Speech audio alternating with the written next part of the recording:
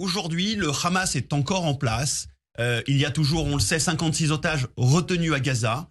Et que s'il y avait la reconnaissance d'un État palestinien dans cette séquence, qu'est-ce que cela signifierait pour le Hamas? Eh bien, ce serait brandi comme un trophée, comme une victoire pour sa stratégie terroriste. Ce serait d'une certaine manière venir reconnaître que le 7 octobre a apporté quelque chose aux Palestiniens. Offrir cette victoire symbolique au Hamas, c'est affaiblir les Palestiniens de manière générale. Je parle des populations civiles parce que c'est les enfermer encore plus entre les griffes du Hamas. Et puis c'est affaiblir le camp de la paix de manière générale parce que évidemment cela affaiblira tous ceux qui considèrent que le Hamas doit être exilé hors de la bande de Gaza et qu'il doit y avoir une reddition de ce régime terroriste. Donc on est dans une portée symbolique, morale, mais qui a des conséquences politiques immédiates. Et le sens de notre communiqué, c'est de rappeler que la France s'inscrit dans un cadre collectif, celui des pays occidentaux qui se sont mobilisés, qui ont échangé autour d'elle, je pense au Royaume-Uni, au Canada.